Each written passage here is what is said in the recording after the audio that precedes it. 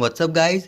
तो आज हम एक्सप्लेन करने जा रहे हैं a couple of cuckoos anime series के एपिसोड 10 को। So let's start. एपिसोड 10 के स्टार्ट होते ही हम देखते हैं एरिका घर से बाहर जा रही होती है, जिसपे साची एरिका से कहती है कि तुम कहाँ जा रही हो एरिका चान। जिसपे एरिका बताती है कि आज मदर्स डे है, इसलिए वो अपनी मॉम के साथ खाना खाने जा रही है।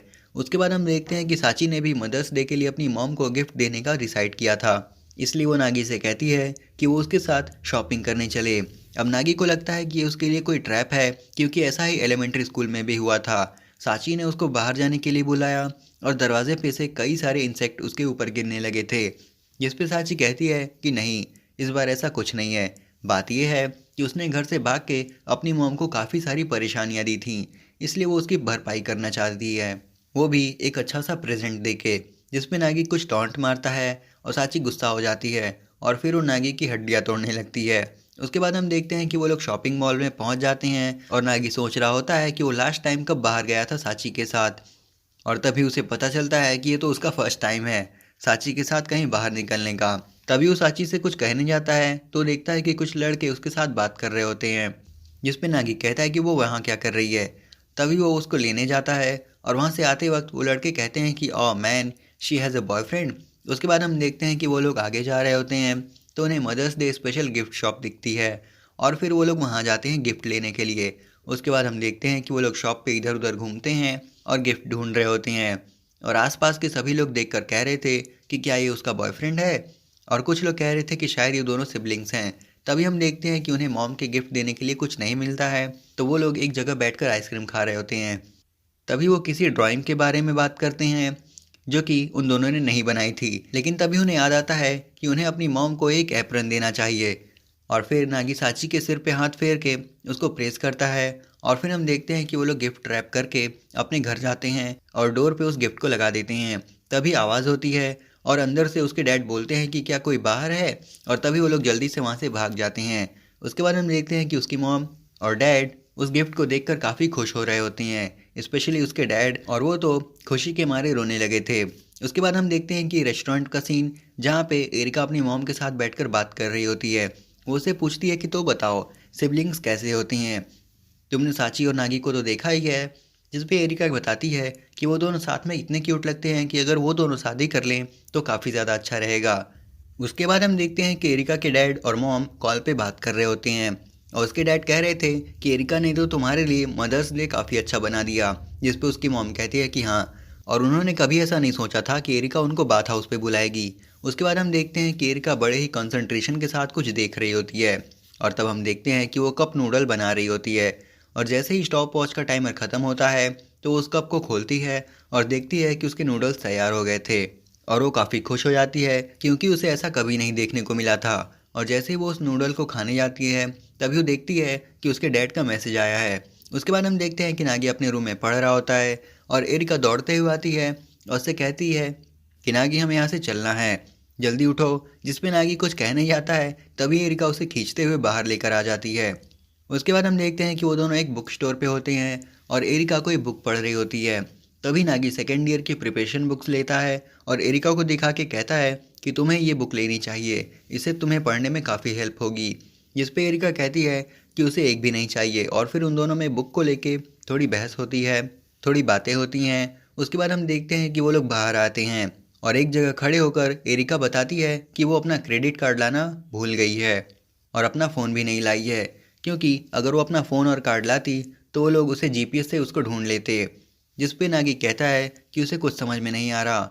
फिर वो उसे पूछता है कि तो तुम्हारा अर्जेंट बिजनेस क्या था। जिस पे एरिका कहती है कि कोई अर्जेंट बिजनेस नहीं था, बात यह है कि घर पे डैड आ रहे हैं और मैं उन्हें देखना नहीं चाहती।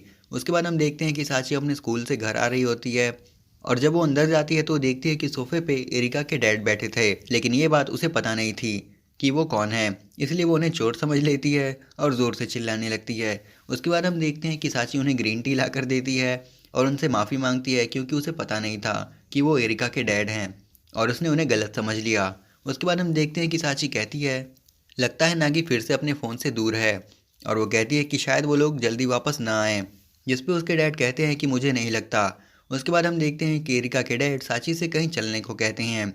उसके बाद हम देखते हैं कि एरिका और नागी आपस में बैठकर बात कर रहे होते हैं।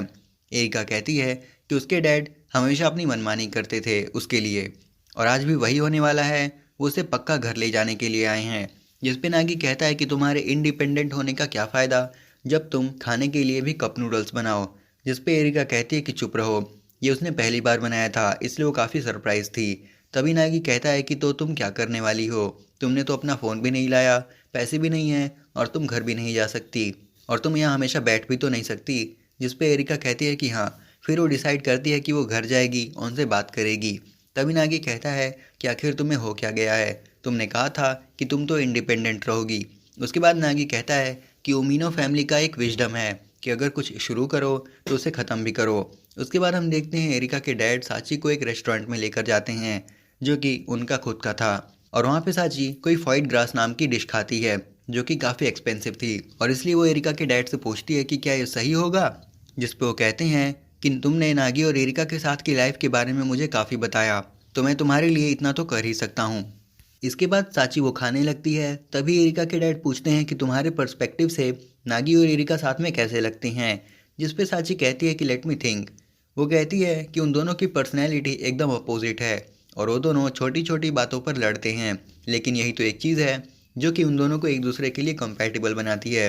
दूसरी तरफ हम देखते हैं कि एरिका और नागी रिवर साइड पे जाकर एक टीन की प्लेट पे बैठकर स्लाइड कर रहे होते हैं और काफ़ी मस्ती कर रहे होते हैं। उसके बाद हम वापस रेस्टोरेंट के सीन पे आते हैं जहाँ हम देखते हैं कि एरिका के डैड कहते हैं कि अगर तुम ऐसा कह रही हो तो काफ़ी अच्छी बात है।